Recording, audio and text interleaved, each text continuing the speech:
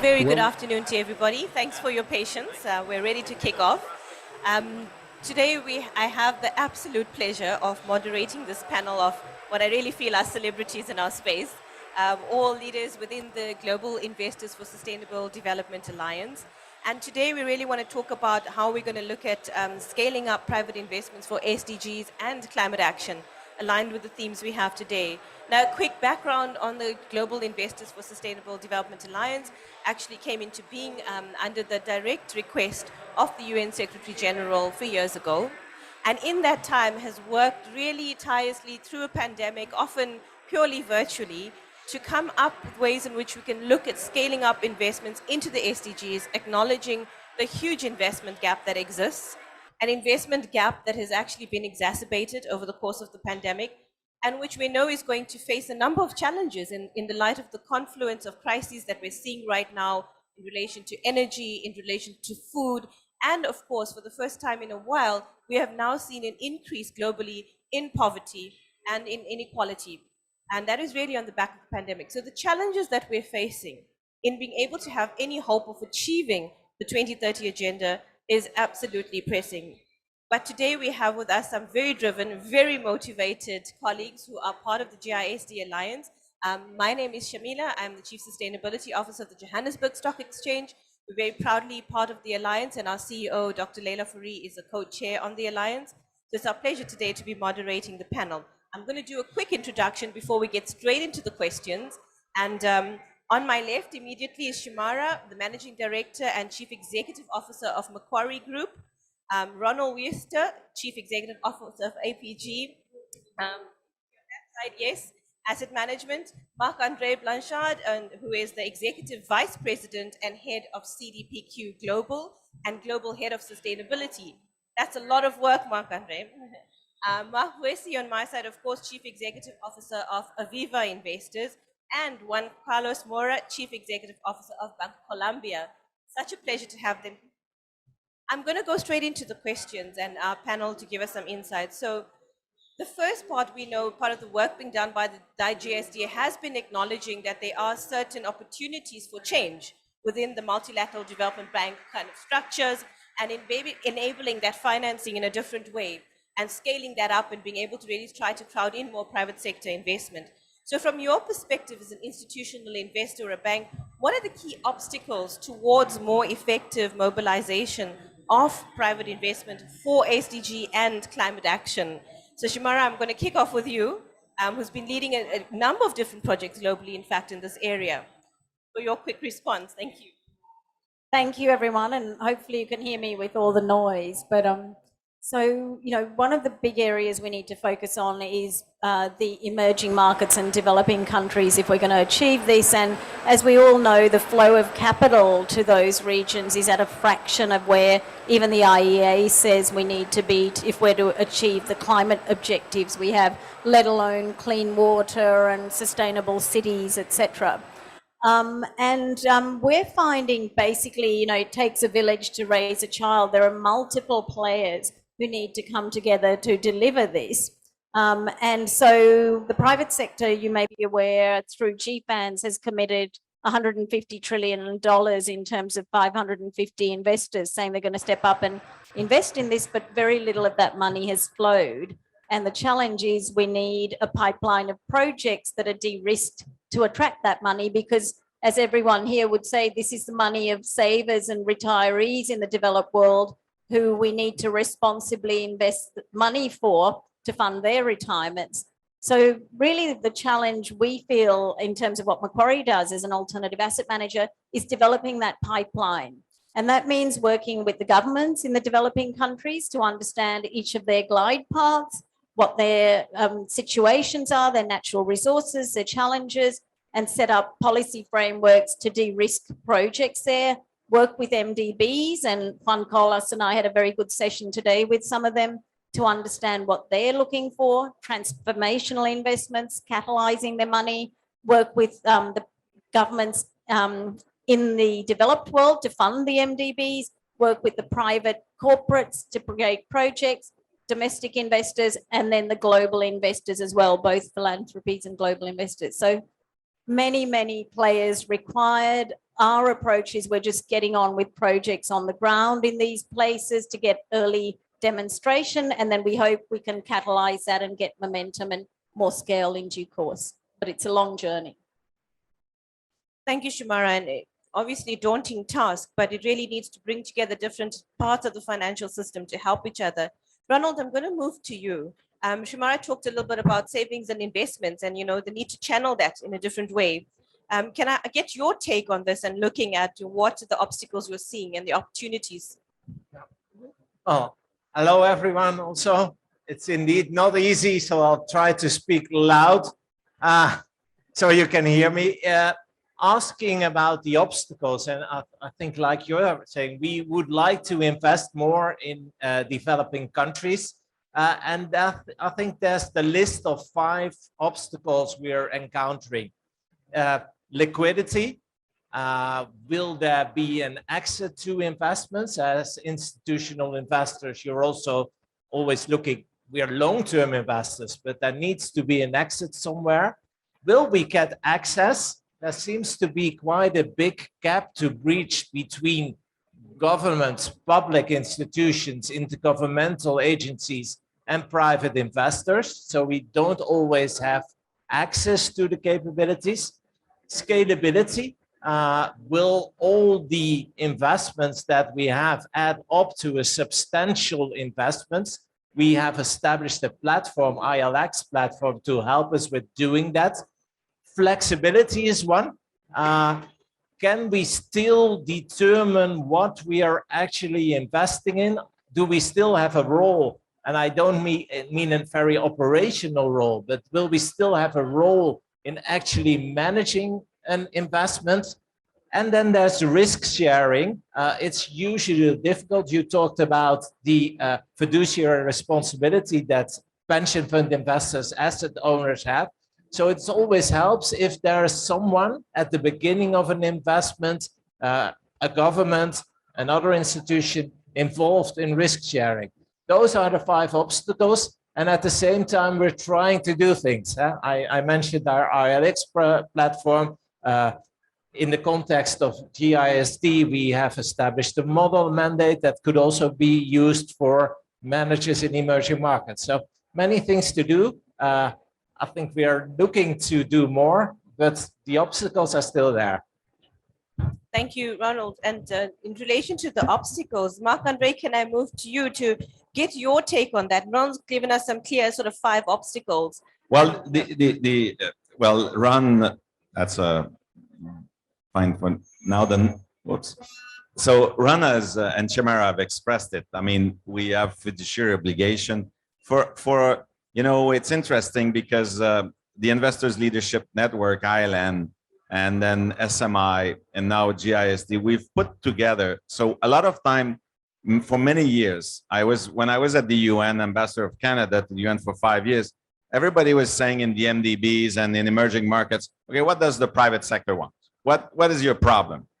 And you look at the reports of ILN, SMI, and GISD, it's all the same. We say the same thing. It's basically, it's very clear. It goes back to the risk return equation that is just not the right one for us in many cases, and we need to get it right. How are we going to get it right? It's not that we don't want to take any risk. It's actually take risks that we can take and tolerate and live with. And so it's about what we need is the right instruments for de-risking ourselves, help with as Shumara said, the development of bankable projects, making sure that there are good projects where we can deploy the money. And then the currency risk is a real risk, and we need to deal with that. So some people are saying, is this an investment in the subsidy to the private sector and all of that? And should we do that? The MDBs are telling us we're not in the business of de-risking institutional investors. The issue here is, let's be honest with each other. Since 2015, since the Paris Accord, the needle has not moved in terms of investment in the things that we need to be doing in the world to address climate change and inequalities in the SDGs. there's less investment than 10 years ago in frontier markets and infrastructure. So we're not going in the right direction. We're not doing things right. So it's urgent that we change that. And we need to engage to do that. We need to build trust between the institutions, and we need to not be afraid of innovate. And I tell people who are talking about, I say there are 3 big revolutions in the last 70 years, globalization, technology. And the third one is who controls the capital. And the institutional capital is 1,000 times more important than it was 70 years ago in the source of capital. Whether you look at it, we kind of control 1/3 to half of the investable capital in the world. Yet there's no instrument, whether with or very little, whether with national government or multilateral instruments that actually are dealing with us. We're in the World Bank, in project preparation, out of the 18,000 people that works at the World Bank, there are 17 that are focused on project preparation and project development. And the platforms of the World Bank for the global infrastructure facility is not open to institutional investors. So this is the kind of thinking that these are low-hanging fruit. Access to the GEMS database of the World Bank is also a low-hanging fruit. The World Bank has a big role to play. The multilateral development banks have an essential role, but they have information and they go to places, and some places that it will be very difficult for us to go. So I'm all positive about that, but we need to share more. We need to engage more with each other. We need to trust each other, all of us, the institutions, the stakeholders, the government, multilateral development banks, and the civil society. We need to engage more and trust each other more. And if you ask me in this COP, that's what comes out glaring at me. It's this issue that we need to build trust if we want to move. That's the biggest obstacle at the moment. Everything flows from that. Thank you, Marc-Andre. So the trust issue, I don't know if you want to lean in on that a little bit, Mark, or give us some other perspectives. But I know it's always hard to come after 4 people, right?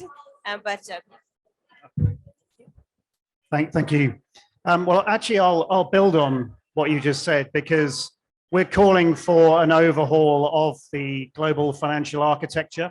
So the World Bank, the IMF, all the global regulators, we want them to put climate at the heart of their purpose, actually change their mandate. They are leaning in, they are doing good stuff, but we actually want climate put right at the heart of all of their mandates. And if you do that, then those are the organizations, I completely agree, that can help channel finance into the developing markets in particular. Also on the regulator side, the global regulators, if climate becomes core to the purpose of all the pension fund regulators, all the insurance regulators, then we're all going to start acting, we're all going to start moving money across. 2 other obstacles, obviously, if we can internalize the externalities, so get the polluters to pay for all the types of pollution, all of the SDGs eventually, obviously a carbon price is the most obvious one. Then pension funds, insurers, we actually will start diverting capital away from all the traditional stocks and bonds into foreign projects, because it will actually make financial sense. And finally, to get the projects, building on what you said, the local governments need to incentivize more projects. And for me, moving the incentives that currently are focused on fossil fuels across to projects that are linked to the SDGs is using the money that's already being used, using it in a more purposeful way. So that's a way we could get more projects globally. Thank you, Mark. So I'm hearing systemic change in its entirety. I've also heard it when there are market inefficiencies and to an extent market failures, right? Absolutely, market failures, yeah. And these are the things that we need to look at. And thanks for bringing in the SDGs. I was about to have a heart attack that we didn't talk about them as GISD. But before we move on, Juan Carlos, your perspective, and I think, an interesting set as well, because you also bring in an emerging market perspective. Over to you. Thank you. I am trying not to repeat much, but I completely agree with my fellow panelists. By the way, it's an honor to share with you this panel. Thank you. When the Secretary General conveyed this group 2 years ago, he said, we need to mobilize private money in order to achieve the SDGs. And his words at that point were, if we don't do that, it's impossible to reach the goals by 2030. We all know that is even mobilizing private capital is going to be very difficult. Yeah. But after 2 years, and we were in New York with Mark Andre a month ago, talking with the Secretary General and speaking about this, and we don't see much progress. That's sad to say that, but we don't see much progress. And at the end, if you look carefully, it's a group of investors, and investors invest in projects.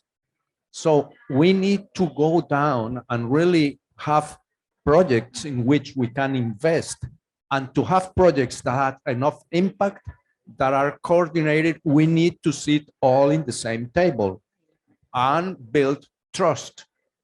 At the Mark Andre point, because if we don't build trust, it's very difficult that we have enough projects, that we have coordination, and we have projects that are going to have the impact that we need. We were this morning talking about a platform which is CFLI, in which we are trying to go down to projects and find that platform in which we can have a conversation with the government, with multilateral development banks, with philanthropists, with everybody, in order to really scale up what we have to do. So at the end, my point is we need to build trust. Okay. Thank you, Juan Carlos. The trust issue, I think, has come up a few times now, and we're flagging that. And I'm hoping that we can reflect a little bit on what the GISD Alliance itself has been doing to try and bridge some of this investment gap and the gaps that you've all pointed out in different ways. And I think the first thing is that the work that it's doing is open source, is available to anybody to use, and is really aimed at, getting the financial sector to try to use different instruments and a different way of understanding this. So what other actions are the GISD Alliance members taking to align their investments? Before I get there, actually, I'd like to ask about the synergies between the GISD's work on financing the SDGs and then the climate agenda.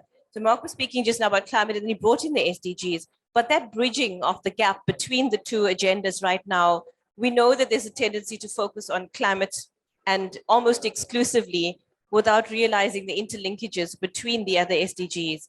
So if I could maybe start with you, Ronald, if you don't mind, a little bit about the synergies between that and the GISD's work, if you could share with us.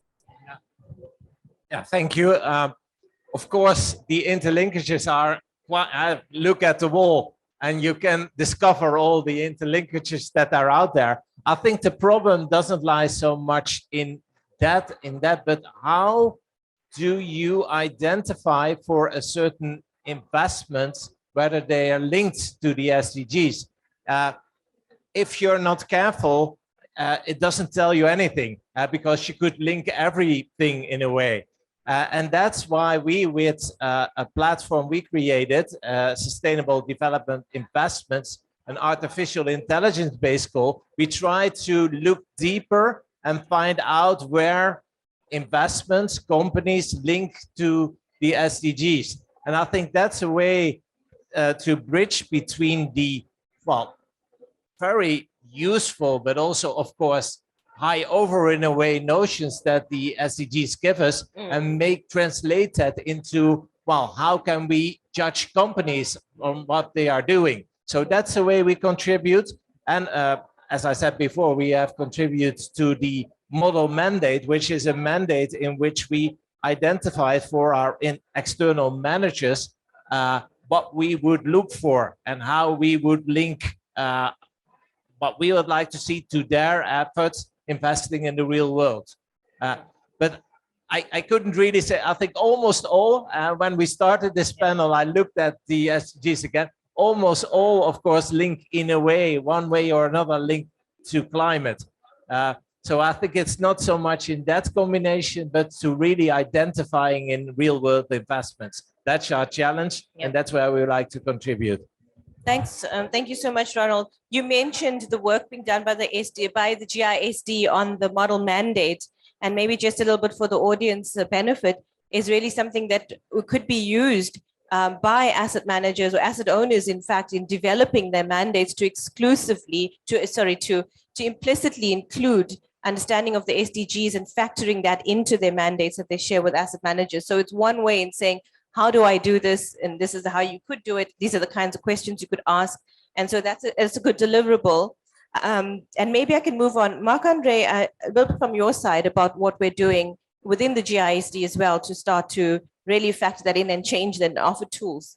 Well, I like to think that I was part of the idea with the Secretary General Guterres when at the creation of the GISD Alliance, because I used to say to the Ban Ki-moon, when I arrived at the UN as ambassador, I was coming from the private sector, and Secretary Ban Ki-moon, I said, I'm Canada and I'm here to help. That was, and I said, what do you want me to do? He said, well, you're kind of weird. We don't get people like you that much around the UN.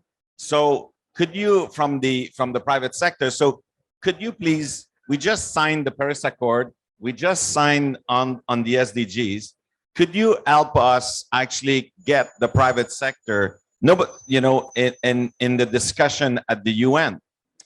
And that was kind of a taboo a few years ago, to have the private sector coming to the UN and engage, because it was the ultimate intergovernmental body, and this is a place for government.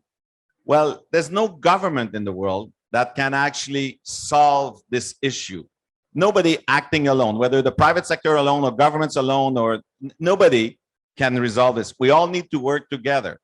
And this is this essence of the GISD. And now the more I work with my experience at the UN, now the more I work on the investor side, we now need to work the GISD to leverage the assets of the multilateral world, of the UN ecosystem. I'll give you one example. UNDP is present in most countries in all countries of emerging markets. They have experience on the ground. Like a lot of the things, Ron, that your 5 obstacles, really, if we were having the real discussion and a real engagement with some of the UN agency, whether it's IFAD that actually deals with agriculture, whether it's UNDP that is on the ground with a resident coordinator in each of these countries, where they have large teams and they know the pipeline of projects, they know who is in the stakeholders in the communities, they have access to government, they can de-risk a lot of things that the private sector can do, but none of us in the private sector are used to deal with and engage with most of the UN system. And the UN system is not used to engage with us. And so now we need to work at it. And it's urgent that look, it's the second COP really that the private sector is so present. You know that the UK started it in a big way last year. And now again, this year we are there.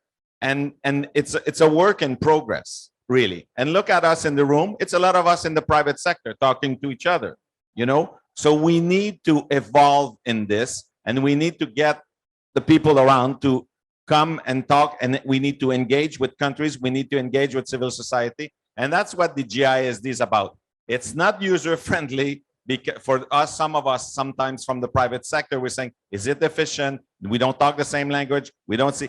But I'm telling you, I actually believe there's a lot of assets that can be leveraged in the UN ecosystem that could be very complementary to the private sector. And this is what it's all about. And and I agree with you, Ron. To me, the SDGs and climate aren't what we're trying to do. It's more or less the same thing to a certain extent, because it all depends and it all goes it's all dependent on each other. Marc-Andre, thank you. Juan Carlos, before I move to you for your quick intervention, I'm going to put Gavin on the spot there. We've got Gavin Power here, who's been very instrumental in one of the projects that directly does what you're saying, which is leveraging UN resources through the SDG Investor Platform. Gavin, if you could tell us a little bit about that, which the GISD led. Yeah, no, I think to your point, Marc-Andre, there are 2 global initiatives of relevance to GISD and other investors. The UN Global Compact, launched in 2000, now with 15,000 companies, and the PRI that also was launched in those days, now a 5,000 member investor group looking at outcomes-based investing and impact investing as a general theme. So I think there are points of intersection between the GISD and the UN system that could be better leveraged. In addition to those platforms, GISD is looking at outreach and engagement with the CFO Coalition, group of chief financial officers that are committing now to SDG aligned investing and finance, as well as linking with the multilateral system, generally speaking. Mm-hmm. Thank you so much, Gavin. I appreciate that. Okay. Juan Carlos, I'm going to move to you quickly for your views. Sure. I think what we have been doing is trying to align the agenda of the private sector with governments. And it's not an easy task. And I think we from the private sector sometimes forget that we need to follow and align our agenda. So from our side, there is also a lack of understanding that governments need to respond for an agenda that we need to compromise and be aligned with that agenda. So we have been working a lot on aligning with governments, and completely agree, it's not just climate, it's the whole agenda. And the social component of the agenda is key, and it's key for governments in emerging markets. So we need to complement and think that when we think about projects, those projects, we need to take into account the social component of the projects, and that make them appeal to governments. So from our side, we need to understand that reality and work in the sense of aligning agenda. So we have been doing that.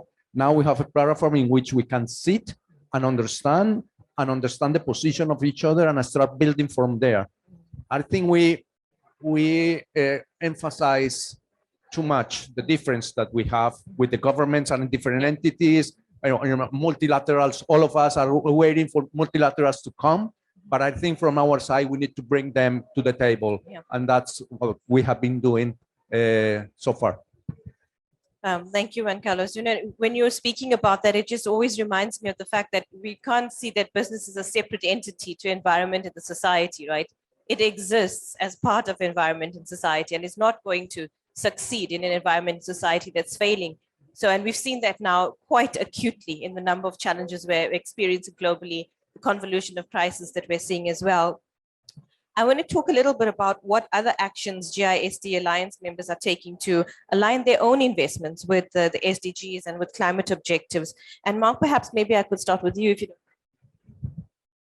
Sure, thank you. And it's not just investments, I guess we should say, it's our own operations. And you know, we've changed and overhauled our entire procurement policy so that all the service providers and supply chains that we use have to align to as many of the SDGs as we can. We've got a biodiversity policy. Our suppliers have to be net zero aligned. We look at our due diligence on the human rights side of all our supply chains. So there's quite a lot we can do just on our own operations. But on the investment side, then we have overhauled our investment process and aligned it to 3 pillars. So people, earth, and planet, and they align to various of the SDGs. And I have analysts who head up those particular teams, and then we actually assess to each of those pillars the benefits of any investment we do. We've also launched funds that align to people, earth, and planet, so actually customers can now pick to align their outcomes to particular SDGs, which is beginning to gain traction, particularly on the sort of social transition side. It's not just about the solutions, it's also the transition. And when you look at all the SDGs, and it's very complex when you're looking at a transition and solution. Solution is easier. Yep. The transitioning companies are much, much harder to invest into. Thank you, Mark. Some great examples of internal effort and walking the talk, really.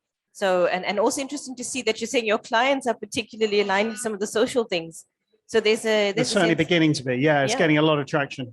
Well, that's really interesting to know, because I think often we feel like the social challenges are almost played second fiddle to the environmental ones. Well, you have to prove that the financial returns could be better, which we believe they can be. It's when people think the financial returns will be lower that people lose interest. So that's what we have to do.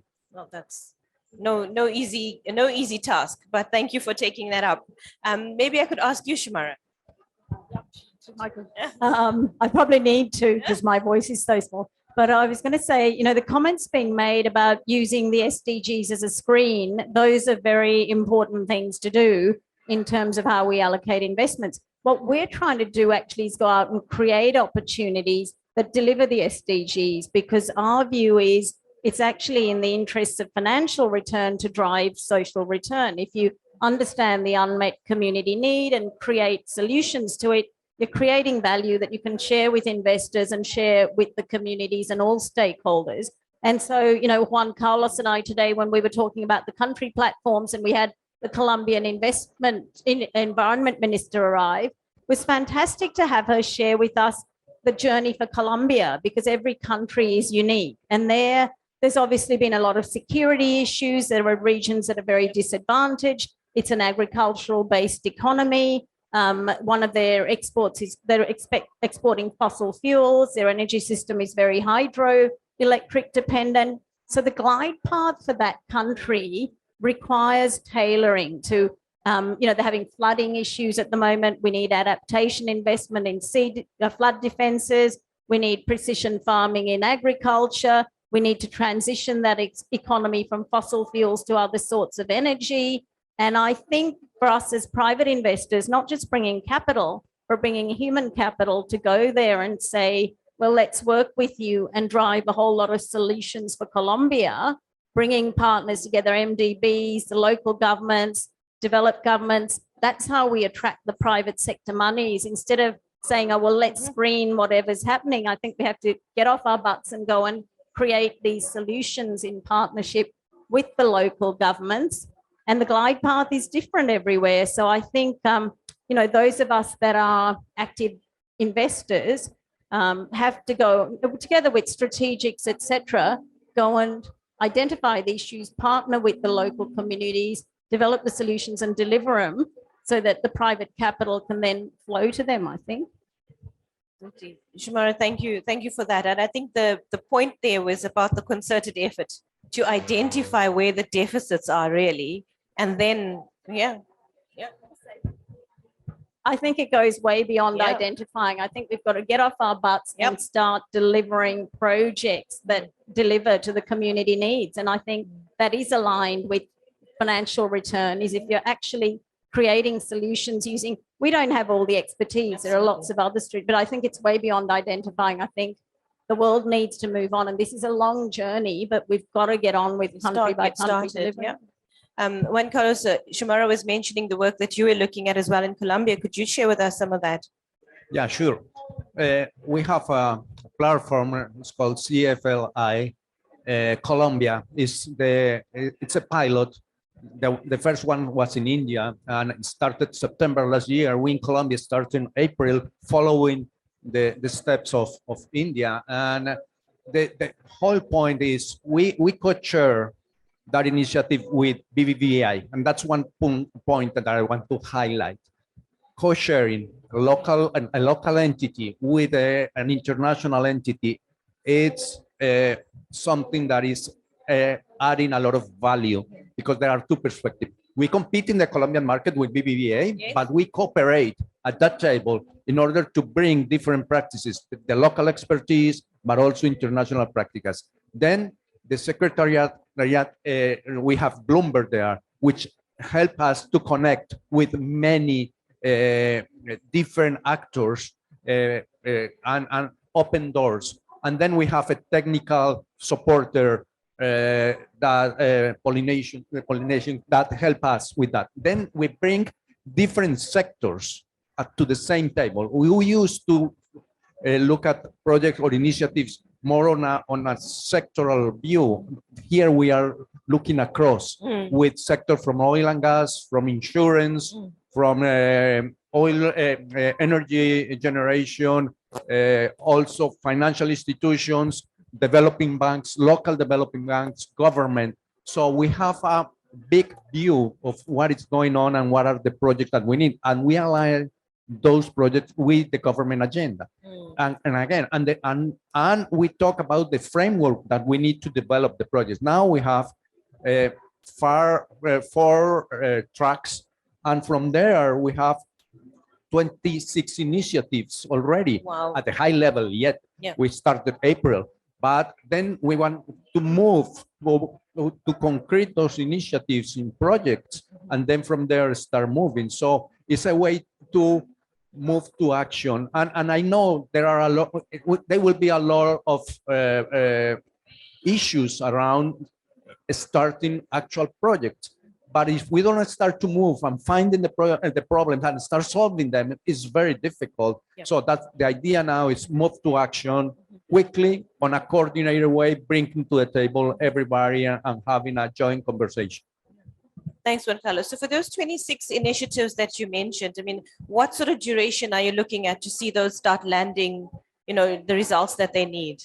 Just how long, what kind of the duration of those projects do you The anticipate? idea is that in 3 years, Yeah. we will have the project developed. We have a horizon of 1 year to have the same projects running. Fantastic. And then 3 years to start all of them moving. Not all of them are going to fly. I mean, we know that. Yes. And probably others will come. And we want to bring other actors to the table, local and international.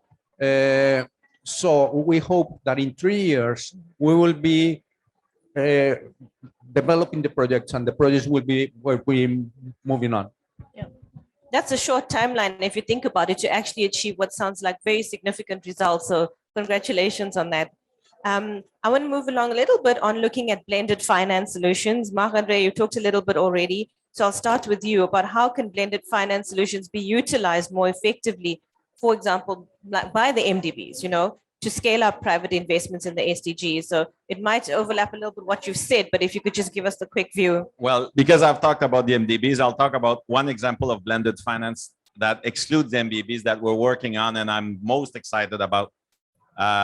It doesn't exclude that, it just doesn't include them because the instruments are not there for that platform in particular.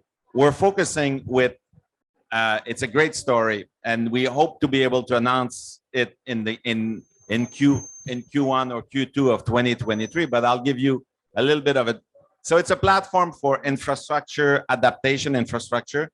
And it's a platform that will be a debt platform for 25 low-income and lower middle-income countries. And it's an example of where I think the institutional investors should, the direction we should go, at least for CDPQ, because we have experience in Canada in blended finance. But so we want to export it in a way and use it to actually build and contribute to the fight against climate change. So we are with MUFG on this we're working with them with MUFG to develop a platform that will do in these 25 low-income, lower middle-income countries, projects that goes from 5 to 75 million, with probably a cap of 100 million per country, and the blend will be with multilateral institutions like the Green Climate Fund, and then FinDev Canada. That is actually procuring another tranche. And the government of Canada, we have an insurance company coming in, we have philanthropy coming in and family offices to come in to help us with the development of bankable projects. And then we have civil societies and some UN agencies helping us with the pipeline and making sure the projects are sustainable, answering on the SDGs agenda and all of that. So this morning we had a breakfast of all the people involved. There were like between 25 and 30 organizations around the table. And I really believe this is the way to go. It's a more complex way of investing. It's far from buying bonds and buying just public stocks, but it is actually, I actually believe if we, the big thing in there is finding the right Coca-Cola formula, the magic formula for the right risk return equation that we are able to take, that MUFG is able to take, and we need the governmental and the multilateral partners to make sure that we get to the right level on that and the right comfort. And then we need the rest of the partners and the ecosystem. And if we build that, I actually believe we want to deploy some of that money in 2023. So it's going to be a very quick deployment that we hope for. I know we're going to get into all sorts of challenges, but around that table, you have some of the A-list of the best partners you could find. And that's back to the trust level. We all trust that we're going to be there for each other. We all said we're in this together. We're trying to help make sure financing infrastructure for adaptation is one of the hardest things to do. And so we're going to try to do that. It's too early to say if we're going to succeed, but we owe it to us to try, because that's going to be the kind of thing that could, I really believe, make a difference, because we could multiply it, and everybody once, the partners get comfortable on all sides, and that we get to speak the same language or the same vocabulary. I think we're going to go much faster than we've been going. Thanks, Marc-Andre. Shimara, I'm going to ask you quickly. On blended finance, did you say? Yeah. Yeah. I mean, I think it's just like I was saying with the governments, it's important to listen to them, understand their objectives, and deliver projects that can harness their input. So this morning, again, we were having a session with MDBs, and some of the things they said is they need projects they're involved in to be transformational. So it's got to catalyze the impact, it's got to multiply the private money and have bigger impact than the MDB check. So as an example, one of the things we're doing in India, in the CFLI India, which was done before Colombia and is more advanced, is together with the Green Climate Fund, who you mentioned, the UN Green Climate Fund, we are funding large-scale big fleets of electric vehicles.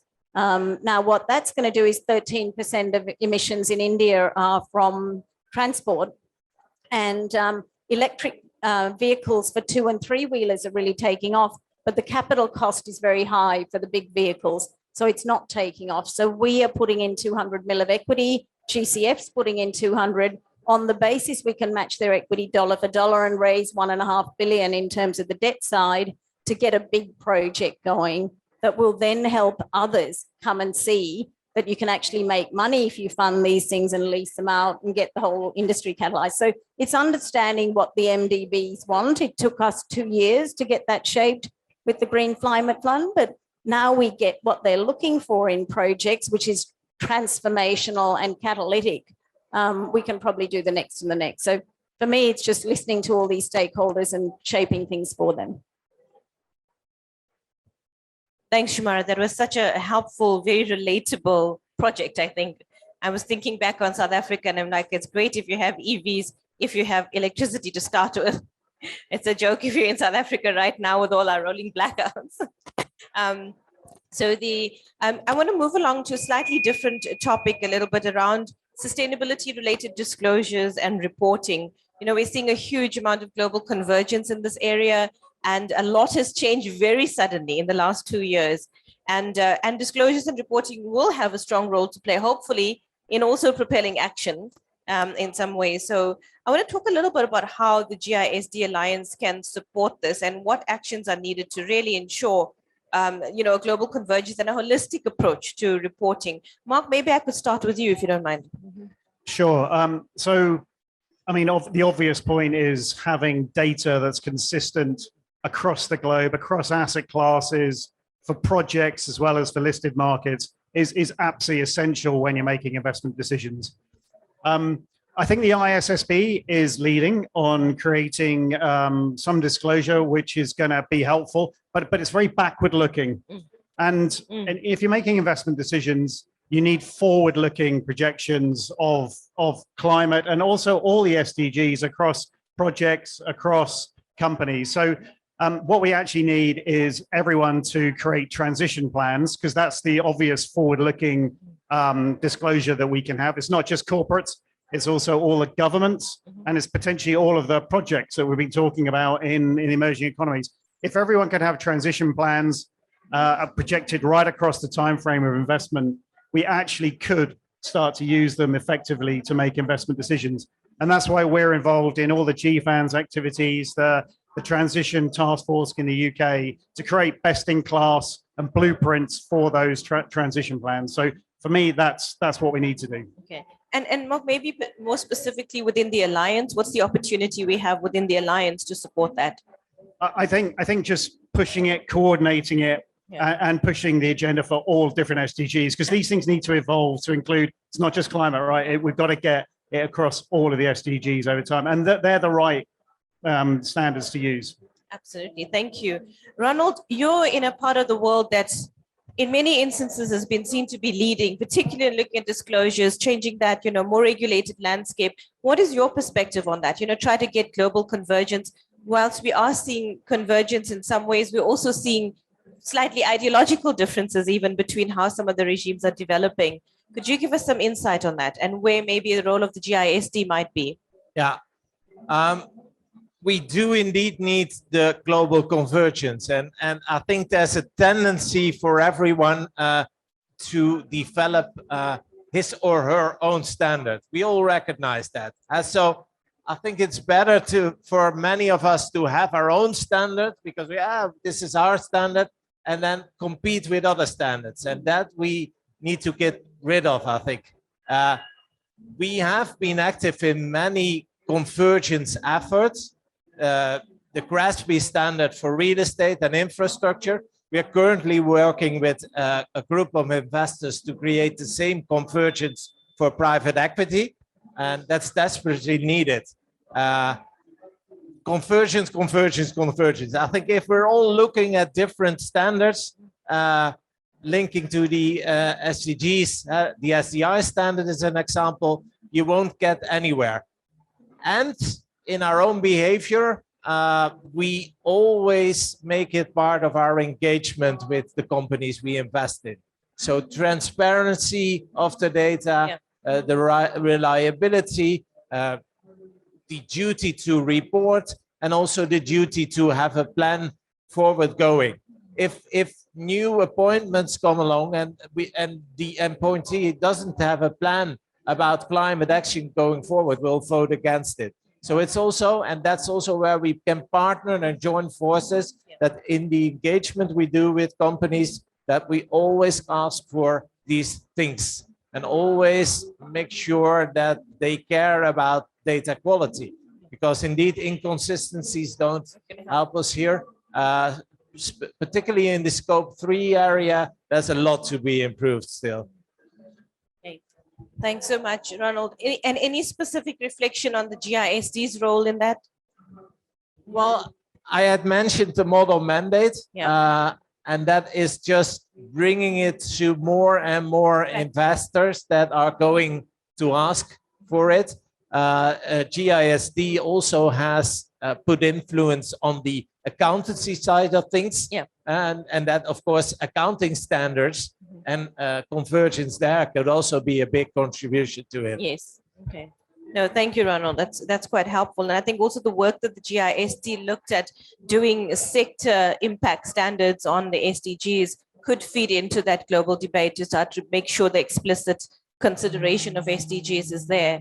So that would be some of the things. So we actually managed to gain some time, and I think we might actually finish on time. So I'm going to ask my panelists for some 1-minute closing remarks. But before I get there, and while they're quickly trying to think about that, I just want to say thank you to our audience for being with us, but also the takeaways. I think I'm hoping that the work that the Alliance has done, which you can find on our website, just look at GISD Alliance, should be helpful. The model mandate, the sector-specific metrics, the work that we've done. Soon to come, the Sustainable Infrastructure Investment Platform, which will have some, I'm hoping, very innovative approaches looking at blending of finance and being able to scale up infrastructure investment, are some of the things we're hoping are useful and can be used. And of course, the recommendations, the MDB asks that we've had, looking at what can change with MDBs. And if you're in financial institutions, considering how to engage with those, I think those assets might be valuable to you. So I've given you a bit of a head start with my speech there, team. Shamara, can I start with you with the closing remarks? I would just say GISD is accepting that delivering the SDGs is aligned with delivering good financial return for the risk for our investors. But the challenge is it's a real journey to create those investment opportunities so that the capital can flow from the private sector, I think. Thank you. So I guess my thought is, while private finance is going to be essential, it's not a substitute for good policy, regulatory action, and governmental intervention. So we have to work hand in hand with the policymakers, with governments. I think we've talked about it all sessions. So working hand in hand, building that trust across all of the SDGs. Well, I'll build on this. I agree with everything was said. I just say, let's not underestimate the what we can all, like the little steps we each of us within each of our institution can do, and that could make a difference. And that actually the engagement together is sometimes complicated, difficult, but needed, necessary, essential for what we're all trying to do, because it's never been done before. And I think we all need to keep working at it, but it's through trust and engagement. And I'll just echo what was said. We have too many initiatives, as you can see here. And I think our task is to bridge them and to create bigger impact. And the only way to do that is to create or to build trust among the different actors. And we need to converge, not just on reporting, but also on initiatives to make the impact the one that we need. Only want to underline that let GISD continue to bring parties together, and let's aim for convergence and trust. Thank you.